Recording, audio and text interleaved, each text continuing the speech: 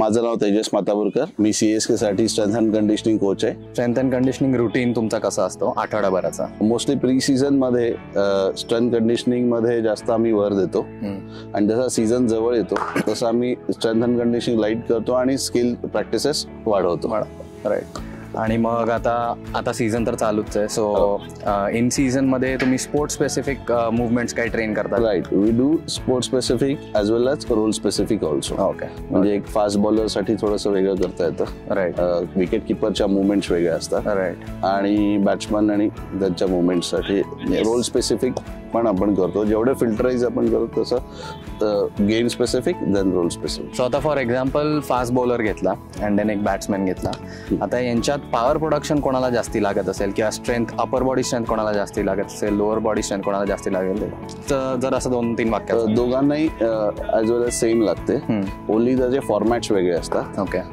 Mostly bowlers हे sprinting करून sprinting करून पॉवर फेज मध्ये येतात आणि यांना एक्सप्लोसिव्हली जागेवरूनच मुवमेंट करायला लागते बॅट्समनला. So there is a different type of explosiveness. Right. And then मग ऑफ सीझन बद्दल तुम्ही म्हणलात की प्री सीझन मध्ये you train for main strength. Right. So आता लेट्स कन्सिडर एकाला थोडंसं वेट लॉसची गरज आहे. That is all in off season, right? Okay.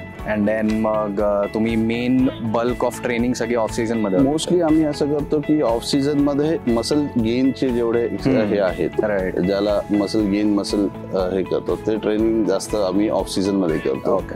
जसं सीझन जवळ येईल तसं स्ट्रेंथ ट्रेनिंग करतो. राईट. आणि त्याच्यानंतर आम्ही त्याला पॉवर फेज आणि ॲजिलिटी फेज असं टाकतो आणि मग त्याचा कॉम्पिटिटिव्ह फेज येतो. राईट. या पद्धतीने त्याला पिरियडायझेशन म्हणतात. Right. So it's we do periodization. Okay.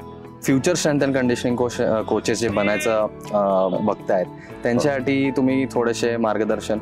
Future strength and conditioning कोचसाठी मला हेच म्हणायला लागेल की तुमची अनाटॉमी, फिजिओलॉजी, कायनेसॉलॉजी आणि मुवमेंट्स पॅटर्न्स ह्याच्यावर जर तुम्ही खूप चांगला अभ्यास केला तर जास्त बेटर राहील. ह्याच्यात एक्झाम्स पण वेगवेगळ्या देशांच्या वेगवेगळ्या असतात. ऑस्ट्रेलियन एक्झाम्स आहेत, अमेरिकन्स एक्झाम आहेत, अमेरिकेची एक्झाम आहे किंवा अजून वेगवेगळ्या आहे की त्यांच्या युनिव्हर्सिटीचं काय म्हणणं आहे ते म्हणजे आपल्या ऍथलीट बद्दल ते आपण समजून घेणं. एक्झाम असंच मला असं वाटतं की ते एक्झाम म्हणण्यापेक्षा त्या युनिव्हर्सिटीचं काय म्हणणं आहे आपल्या ऍथलीट बद्दल ते समजून घेऊन त्यांच्यातले चांगल्या गोष्टी घेऊन आपण आपले ऍथलीट्स ट्रेन केले आणि आपले बेसिक आहेतच इथे एक्सरसाइज ते ऍड करून जर आपण त्यांचं चांगलं पिरियडायझेशन केलं तर नक्की आपले ऍथलीट चांगले होतील. Absolutely. Yes. Thank you sir. Thank you.